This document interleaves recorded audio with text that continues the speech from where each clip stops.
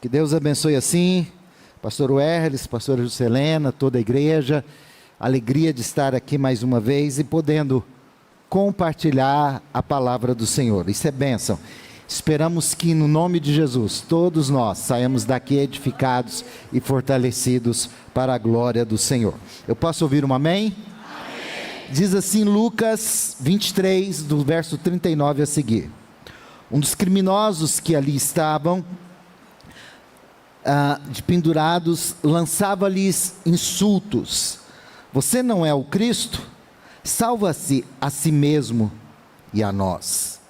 Mas outro criminoso o repreendeu, dizendo: você não teme a Deus, nem estando sob a mesma sentença?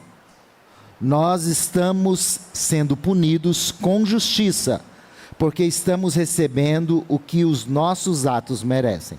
Mas este homem não cometeu nenhum mal. Então ele disse: Jesus, lembra-te de mim quando entrares no teu reino. Jesus lhe respondeu: eu lhe garanto, hoje você estará comigo no paraíso. Curve a sua cabeça. Senhor, nós te damos graças pela tua palavra. Te damos graças por essa noite. E suplicamos a bênção do Senhor sobre a nossa vida. Que os corações sejam abertos. E que hoje seja uma noite, Senhor, de cura, de libertação, de vida, de conversão, de arrependimento, para a glória do Senhor, em nome de Jesus. Amém. Muito obrigado, Deus abençoe. Podem tomar assento. O texto que nós lemos fala sobre a crucificação, o momento final da crucificação. E eu gostaria de passar algumas informações interessantes sobre esse momento, que às vezes nós não paramos para pensar. Uma delas é que a cruz não é bem do jeito que colocam aí. Nos filmes, lá, a parte superior da cruz dá até para recostar o pescoço, mais a cabeça. No caso da cruz da época de Jesus, é como se fosse um T, onde não havia como. E isso era feito de propósito, para que a pessoa sofresse mais. Além disso, era uma cruz onde ela estava apenas a 1 metro de distância do chão. Então a pessoa ficava pouco acima do chão. Havia também uma estaca que ficava quase que no meio. Era onde a pessoa ficava meio que sentada, para que os braços que receberiam os pregos e os pés também, que às vezes eram amarrados, pudessem estar fixos. E é interessante observarmos que é exatamente esse quadro que nós temos aqui. 3 homens que são colocados nessa cruz. Um outro dado interessante é que, se você olhar os evangelhos, você vai perceber que muita gente passava por ali. Cruz era lugar de escárnio, e quem passava por ali zombava, criticava. Por quê? Quem eram aqueles que eram crucificados? Os malfeitores. Eram os piores. Cidadãos romanos não recebiam esse tipo de punição. Um outro fator interessante é perceber que, quando fala desses malfeitores, necessariamente não eram, como algumas traduções trazem, ladrões, mas eram aqueles que faziam algo contrário a Roma, ou que não seguiam as leis de Roma. É esse quadro que nós temos aqui. E nesse quadro da crucificação, ainda há algo interessante. É que ele mostra o momento que tem uma conversa perto da morte. Já viu alguém ficando falando bobagem ou perdendo tempo na hora que está morrendo? Na hora da morte, se concentra nas coisas que são importantes. Se concentra naquilo que mexe com o coração. Então nós temos aqui diante de nós uma conversa de pessoas que estão morrendo. Segundo os evangelistas, principalmente esses 2 homens que estavam com Jesus, eles zombaram inicialmente. Eram dois homens que chegaram criticando o próprio Jesus. Que cena, que momento terrível, zombando do próprio Cristo. Mas algumas coisas acontecem aqui, eu queria que você me acompanhasse, para que nós pensássemos um pouco sobre esses três personagens que estão aqui nessa narrativa. O primeiro deles, o primeiro malfeitor, ele tem uma frase emblemática. Primeiro ele começa zombando, desrespeitando o próprio Jesus, dizendo assim: você não é o Cristo? Ou seja, já que você diz que é aí, ou as pessoas estão dizendo que você é o Cristo, então salva você e salva a gente também. Aqui é um momento de dor, de sofrimento, mas ele quer apenas uma salvação limitada aos seus interesses imediatos. Ele vê uma oportunidade em Jesus para resolver um problema imediato. Estou morrendo, eu preciso de ajuda, eu estou apurado, e quando a gente está apurado, a gente se apega a qualquer coisa, já viu? A gente quer se livrar da dor, quer se livrar do problema, não importa como. E aqui esses homens estavam desse jeito. E esse homem tem essa característica, porque ele tem uma visão distorcida acerca de quem é Jesus. Primeiro, ele não tem certeza de quem é o Messias, ou de quem é Jesus. Para ele, Jesus é apenas um resolvedor de um problema imediato. Para ele, Jesus é alguém que só pode tirar ele daquele momento difícil. Perceba que não há nenhum compromisso nessa fala. Compromisso de servir, de amar ou de crer em Jesus. É apenas a fala de quem quer se livrar de um problema. Será que a gente vive alguma coisa semelhante nos dias de hoje? De pessoas que olham e têm uma visão distorcida sobre Deus, ou sobre quem é Deus? Esse homem então começa com essa visão distorcida. Ele não entendia o sofrimento e ele não entendia porque Jesus estava na cruz. Aliás, ele queria que Jesus descesse da cruz. Por quê? Porque ele não entendia por que Jesus estava ali. Ele não entendia por que Jesus tinha que morrer ali. Ele só queria se livrar do problema. Nós também podemos ter uma distorção acerca de como compreendemos Jesus. Podemos vê-lo como alguém que pode nos ajudar em alguma coisa, mas não compreendemos de forma mais profunda nem quem é Jesus e nem porque Jesus morreu na cruz do Calvário. Hoje à tarde, relendo e pensando sobre essa mensagem novamente, me lembrei que muitas vezes nós inclusive usamos a cruz como se fosse um amuleto, não é? Como se tivesse uma energia nela. E eu quero te dizer que a cruz não é sinal de energia e nem de poder, mas é sinal de vergonha, é sinal de maldição, era sinal daqueles que eram maltratados. E Jesus, mesmo diante de todas essas questões, ele não desce da cruz. A palavra dele era: desce da cruz. Tira você daí, sai daí, você não é o Messias, você pode fazer isso, e leva nós junto. A história sempre nos aponta que muitas vezes nós não compreendemos quem realmente é Jesus, e por não compreendermos quem é Jesus, não entendemos por que ele tem que permanecer, que ele tem que se entregar, e por que ele tem que suportar aquele momento. E se você não entender isso, você não vai entender por que hoje você está aqui. Se você não entender por que Jesus permaneceu na cruz, você não vai entender por que você está aqui. E o grande problema é que acha que a morte de Jesus só foi porque ele foi bonzinho, coitado dele, né? Ele só tentou pregar a paz e o amor, e olha o que é que fizeram com ele. A questão é mais profunda. Os profetas já profetizaram a morte de Jesus. A realidade é que o homem estava perdido e, acima de tudo, o homem não poderia perdoar os seus pecados. A condição minha e tua era uma condição deplorável, porque ninguém pode perdoar os seus próprios pecados. Vou repetir: ninguém pode perdoar os seus próprios pecados. Você pode fazer o que for.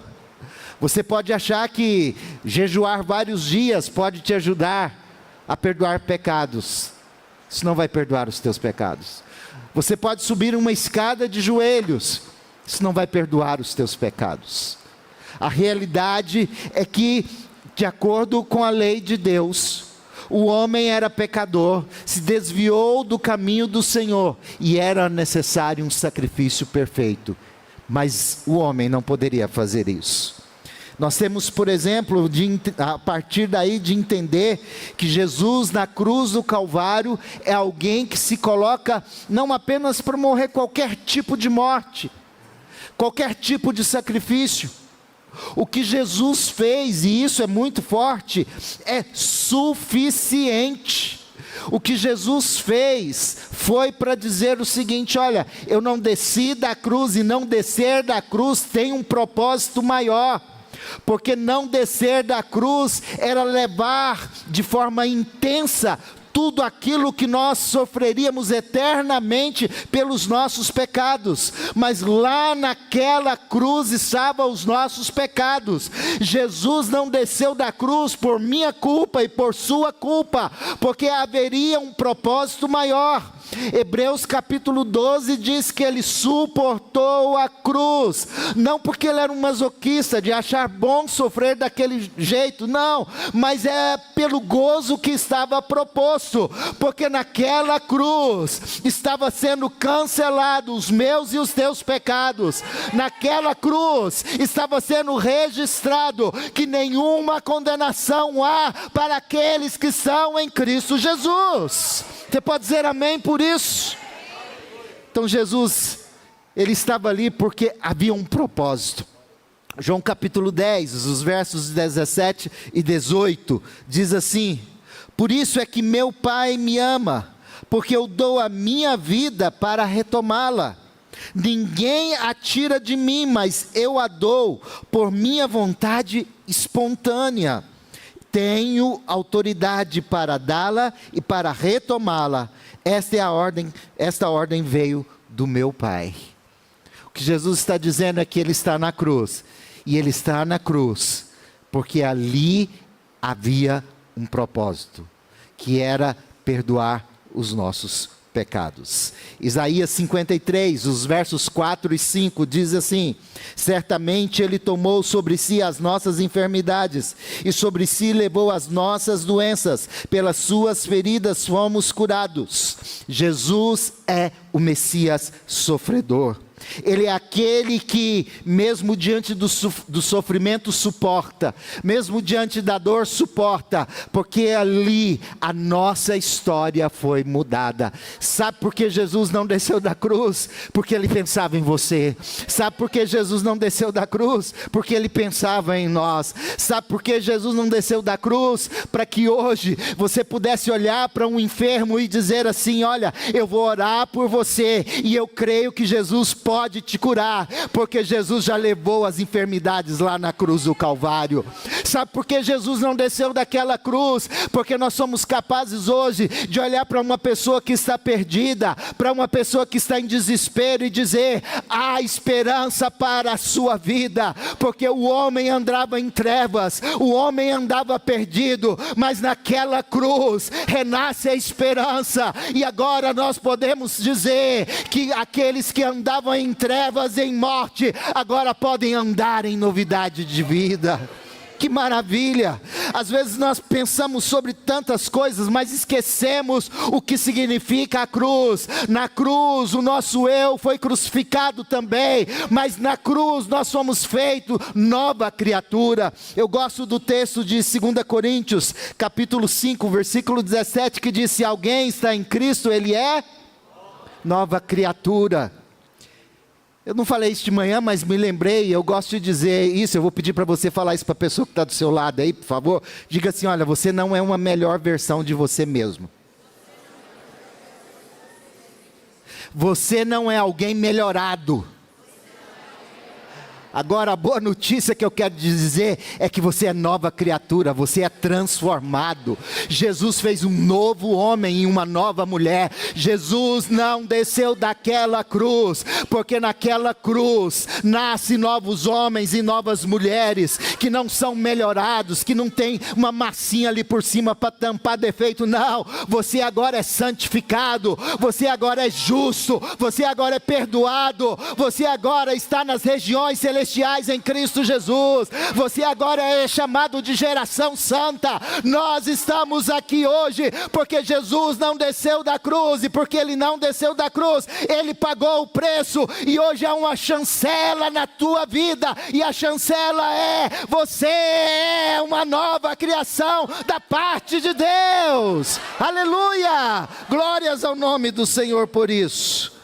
É interessante nós pensarmos então que esse homem não compreendia quem era Jesus. Jesus era o Messias, era o prometido. Ele não havia percebido isso. E outra coisa, ele só pensava nas coisas terrenas. Hoje Deus nos trouxe aqui para pensar que a nossa vida não se resume a isso aqui. Nós temos uma eternidade pela frente. O problema é que nós não estamos nos preparando para ela. Ele não percebe que o maior perigo não é a crucificação, mas a vida é eterna sem Deus. Ele estava preocupado de descer da cruz, mas não estava preocupado com a sua alma. Ele estava preocupado em sair daquela situação, mas não entendia que o maior problema dele não era aquela crucificação, mas a sua alma morrer perdida e sem Jesus. E o dom da vida, a fonte da vida estava do lado dele, e ele não estava percebendo, ele não estava reconhecendo, ele não estava crendo. E quantas vezes a incredulidade toma conta do nosso coração, e nós buscamos a Deus apenas pelas coisas terrenas, e esquecemos que a cruz, ela não aponta apenas para uma vida abundante agora. É claro que aqueles que estão em Cristo Jesus desfrutam de uma nova vida, mas a cruz diz que agora há um futuro diferente para você. Você que caminhava para a morte, eu que caminhava para a destruição, eu que não tinha nenhuma solução para a minha vida, agora posso olhar para o futuro, e o que o futuro me reserva não é condenação, não é tristeza, não é fracasso. O futuro me reserva um lugar de paz e de alegria ao lado do meu Jesus. Aleluia! E a gente não para pensar sobre isso. Eu às vezes fico pensando que a gente quer que Jesus desça da cruz. Para que isso, Jesus? Para que fazer isso tudo? Porque a gente não entendeu a dimensão do que Jesus fez. Colossenses capítulo 2, o versículo 14 diz que a nossa dívida diante de Deus foi cancelada. Quem pagou a sua dívida foi o próprio Jesus. Paulo diz assim, que Ele mesmo reconciliou consigo mesmo todos nós através da cruz. Nós estávamos afastados, perdidos, mas a gente continua dizendo: Jesus, desce da cruz e resolve meu problema rápido. Eu quero dizer que o seu maior problema já está resolvido em Cristo Jesus, que é a salvação da tua alma, que é a vida eterna, que é poder desfrutar da comunhão com Deus novamente. Mas também existia o segundo homem. A história diz, alguns trazem o nome de um dos malfeitores de Dimas, e outro de Gimas ou Demarco. É interessante notar que, apesar da tradição dizer isso, não há certeza nos nomes, mas esse segundo, ele também começa zombando. Ele começa incrédulo, começa falando mal do Messias, mas algo acontece. Os olhos dele são abertos de uma forma tremenda, e ele chama o primeiro a refletir com seriedade sobre aquele momento de morte. E a primeira palavra que ele diz para o outro malfeitor é assim: você está louco, rapaz? Nós estamos aqui porque nós merecemos. A primeira coisa que ele faz é admitir a própria culpa, é admitir o pecado.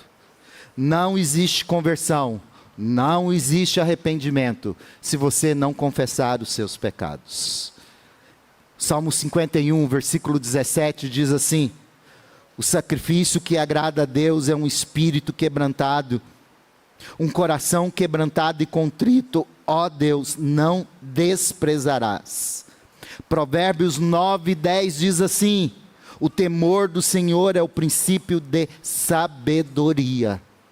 O que nós temos que entender é que enquanto o nosso coração não entender que nós um dia vivíamos no pecado e que nós não tínhamos a Cristo, nós não vamos entender o que significa verdadeiramente arrependimento. O problema que nós hoje achamos é que minimizamos aquilo que aconteceu na cruz do Calvário. Ah, foi só uma morte. Não foi só uma morte, foi uma mudança total da sua vida, porque o que ele passa a dizer, e esse segundo homem passa a dizer, é exatamente isso. Ele admitiu: realmente, nós estamos aqui porque merecemos, nós estamos aqui porque nós erramos. E eu pensando sobre isso, me lembrei de uma coisa interessante. Deus nos deu a capacidade, e o Espírito Santo está aqui essa noite, para fazer algo tremendo. Você sabe quando você errou. Quer ver uma coisa? Pergunta para a pessoa que está do seu lado assim: olha, você sabe quando você erra, não sabe? Quando você pisa na bola, o Espírito Santo não fala com você? A sua consciência não fala com você? O primeiro resistiu: não, que isso, né? Deixa isso de lado. Mas o segundo alerta ele dizendo: ô, acorda, rapaz, você está pensando que você é santo? Nós estamos aqui porque nós erramos, porque nós infringimos leis, porque nós saímos do quadrado. Mas aí vem o segundo aspecto: mas aquele que está aqui, esse aqui que está do nosso lado, ele não tem pecado, ele não tem engano nele, ele não fez nada. Ele reconhece o seu pecado, mas ele reconhece a santidade de Jesus. Ele reconhece que ele é pecador e se arrepende, mas ele também reconhece que aquele que está do lado dele é santo. E é interessante que qualquer outro homem que morresse no nosso lugar não poderia pagar os nossos pecados. Só alguém 100% santo. E quem estava ali? O Filho de Deus, 100% homem, 100% Deus. O único que era capaz de pagar pelos nossos pecados. É interessante que quando ele recebe essa palavra, ele ainda continua dizendo: olha, nós merecemos, mas esse que está aqui não merece, porque ele é santo. E nesse momento começa a acontecer algo, que o coração dele começa a se aproximar do Senhor de uma forma totalmente diferente. Hebreus capítulo 4, versículo 15, inclusive nos ajuda a entender sobre essa santidade e essa visão que esse homem teve. Diz assim: porque não temos um sumo sacerdote que não possa compadecer-se das nossas fraquezas, porém um como nós, que em tudo foi tentado, mas sem pecado. João capítulo 16, há uma passagem interessante, porque Jesus estava preparando os seus discípulos para a morte, e ele diz assim: o príncipe das trevas vem aí, mas ele não tem nada em mim. Ou seja, Jesus foi aquele que não cometeu pecado. E por ele ser um homem santo, ele pôde morrer no nosso lugar. E ele reconheceu isso. E agora eu quero te dar uma boa notícia. O que está acontecendo aqui é que agora nós nos deparamos diante de duas realidades. Um que tem incredulidade e olha para o Cristo e diz assim: olha, não me importa muito bem quem você é, eu quero resolver meu problema imediato. Mas outro que olha para Cristo, reconhece o seu pecado e diz assim: olha, se hoje você entrar no reino, né, me leva junto, deixa eu ir junto. A fé começa a nascer no coração daquele homem. e ele passa a entender da importância que é agora a vida eterna. E não somente isso, ele entende que ele precisa de salvação. Sabe por que nós estamos aqui? Porque um dia também o nosso coração estava preso nas trevas, nós vivíamos sem essa luz, mas a luz do Evangelho nos alcançou a tal ponto que nós entendemos que nós precisamos de Jesus, que nós precisamos de perdão, que nós precisamos de salvação, porque quando nós estávamos lá, nós achávamos que não precisava, mas um dia a luz do Evangelho nos alcançou para isso. Eu estava pensando sobre esses dois criminosos aqui, e eles carregavam o julgamento de Roma, mas o julgamento de Roma é um julgamento que passa. O problema é o julgamento eterno, o problema é a eternidade. E hoje eu quero te chamar a atenção para o terceiro homem. Nós temos aquele que zomba e critica, nós temos aquele que é o pecador, que diz assim: olha, eu quero fazer parte disso, eu quero ter intimidade com o Senhor, eu não quero passar dessa vida para outra sem saber o que vai acontecer comigo. Ele queria a vida eterna. Jesus então é o nosso terceiro personagem, e ele lembra-nos aqui da importância de estarmos diante dele. Ele é o Cordeiro de Deus que tira o pecado do mundo. Ele é o próprio Filho de Deus encarnado que esteve entre nós. E porque Jesus morreu na cruz do Calvário, aconteceu algo extraordinário. Guarde o que eu vou te dizer agora. Antes, eu e você, nós éramos conhecidos como pecadores. Antes, nós éramos reconhecidos como mentirosos. Interessante, eu estava dando aula, eu até comentei isso com a Shirley, nós estávamos dando aula esses dias, e um dos alunos falou assim, e eu achei até muito forte, ele disse o seguinte: eu era ladrão, só que ele estava lá agora como obreiro, aprovado, preparando para servir ao Senhor. Você já imaginou o que você seria se Jesus não tivesse te resgatado? Você já imaginou os caminhos que você estaria se Jesus não tivesse resgatado? Mudado o teu coração, mudado a tua direção, mudado. Imagine que talvez muitos nem estariam vivos aqui. Mas o interessante, olha só, é que agora, aqueles que estão em Cristo Jesus, não são chamados agora de pecadores, perdidos, fracassados, derrotados, sem vida.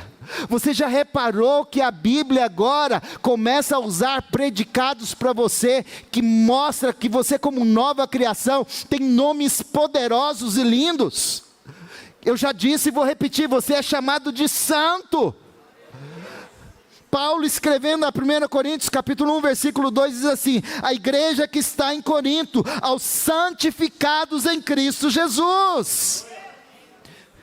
Meu irmão, você agora é santo, agora você é justificado, agora você é povo de Deus, família de Deus, agora mudou. Aqueles que estão em Cristo Jesus ganham uma nova vida, e nessa nova vida nós não estamos aqui agora como derrotados, como fracassados, mas Paulo diz que graças a Deus por nosso Senhor Jesus Cristo, que nos dá a vitória, nós andamos de vitória em vitória, o pecado não nos domina mais, o inferno não tem poder mais sobre a nossa vida, agora nós somos considerados mais que vencedores em Cristo Jesus. Você já imaginou isso? Às vezes nós não paramos para pensar sobre isso. E qual é o resultado de tudo isso? De um lado nós temos um homem incrédulo e perdido. Talvez você chegou aqui assim, incrédulo, perdido, mas eu quero dizer que você pode sair hoje daqui salvo e liberto por Jesus. Você talvez chegou aqui com dúvidas, pensando apenas nas coisas materiais, mas você pode sair daqui lembrando que tem uma eternidade com Deus. Talvez você chegou aqui com dúvidas no seu coração sobre Deus, mas eu quero te apresentar Jesus Cristo, o próprio Filho de Deus, que morreu no seu lugar, para que hoje você pudesse ter vida. Nós estamos aqui por conta disso. Se cantamos é para Jesus, se oramos é para Jesus, se vivemos fazemos é para a glória dele. A Bíblia diz: quer comais, quer bebais, quer façais qualquer outra coisa, fazei para a glória de Deus. Agora a nossa vida que nós vivemos não é nossa. Paulo diz que agora nós estamos crucificados com Cristo e não vivemos mais, mas Cristo vive em nós. Antes nós éramos aquele ladrão na cruz que dizia assim: olha, desce da cruz, Jesus. Hoje nós somos aquele outro que diz assim: Senhor, lembra-te de mim quando entrares no paraíso. E agora algo extraordinário, essa palavra, quando ele diz assim: olha, lembra-te de mim quando entrares no teu reino, Jesus diz para ele assim: olha, hoje mesmo estarás comigo no paraíso. A palavra paraíso aí, ela significa intimidade, lugar de honra. É interessante que os reis, eles honravam algumas pessoas. E como eles honravam essas pessoas? No jardim do rei, só entrava aqueles que tinham intimidade com ele. No jardim do rei, eram honrados aqueles que podiam caminhar junto com o rei. Oh, que coisa maravilhosa. Eu tenho uma boa notícia para você, e eu espero que você esteja preparado. Você está perto de ir para o paraíso, e no paraíso você vai caminhar com Jesus, você vai falar com Jesus. João traz uma palavra tremenda disso no capítulo 3, o versículo 2, diz assim: amados, ainda não se manifestou o que havemos de ser, mas quando ele se manifestar, nós seremos semelhante a ele, e o veremos, e o veremos, e o veremos como ele é. A boa notícia é que a gente vai andar no jardim com Jesus. A boa notícia é que há lugar de honra para você. A boa notícia não é que você está num buraco, numa depressão e num abismo. A Bíblia diz que você está assentado nas regiões celestiais em Cristo Jesus. Hoje eu não falo a pessoas que estão caminhando à perdição. Hoje eu falo a homens e mulheres que estão em Cristo Jesus. Hoje é dia de celebrar salvação. Hoje é dia de celebrar libertação. Hoje é dia de dizer: Jesus morreu na cruz, mas ao terceiro dia ele ressuscitou. Aleluia! Glórias a ele por isso. Fique de pé em nome de Jesus. Glórias a Deus. Eu quero ainda te dar uma última notícia. Eu não fiz isso hoje, vou fazer pela primeira vez. Levante a sua mão assim, bata no ombro que está da pessoa que está do seu lado. Acorda ela aí. Se ela estava dormindo, acorda ela aí. Diga para ela assim: olha, eu tenho mais uma notícia para te dar. Misericórdia, que povo desanimado. De novo, diga para ela assim: eu tenho uma boa notícia para te dar. O Jesus que morreu, ele ressuscitou, mas ele deixou uma palavra, e a palavra é: está consumado. Pergunta para a pessoa: você sabe o que significa estar consumado? Porque está consumado, você não precisa ficar só de joelhos. Porque está consumado, você não precisa andar como perdedor. Porque está consumado, o preço foi pago. A sua salvação, quem garante é o próprio Jesus Cristo. Aleluia! Glórias ao Senhor.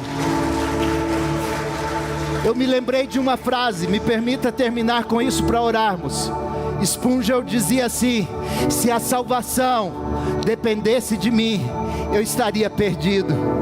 Se a salvação dependesse de mim, eu estaria perdido. Mas quem garante a tua salvação? Quem garante que um dia você vai estar andando no jardim de Deus? É o próprio Deus. E hoje a voz de Jesus continua dizendo: você estará comigo no paraíso. Será que dá para dizer glórias a Deus por isso?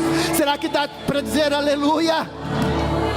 Eu não sei com quem você está se parecendo, com o primeiro ou o segundo criminoso, mas eu quero que todos saiam daqui hoje parecendo com esse homem que se curva diante de Jesus e diz assim: eu quero estar no reino com o Senhor. Hoje é dia de salvação, hoje é dia de encontro com Deus. Enquanto nós cantamos, eu quero dar a oportunidade, a liberdade para você, para perguntar a quem está à sua esquerda e à sua direita, para ver se há alguém que quer fazer hoje um compromisso compromisso com Cristo e vir à frente, aceitando Cristo como o único e suficiente Salvador. Há alguém nessa noite que quer entregar a sua vida ao Senhor, que quer confessar o Senhor Jesus como o único e suficiente Salvador? Você ouviu a mensagem da cruz é uma mensagem de vitória, uma mensagem de libertação. Há alguém nessa noite? Enquanto cantamos, ore ao Senhor. Enquanto cantamos, veja quem está do seu lado. Glórias a Deus, glórias a Deus.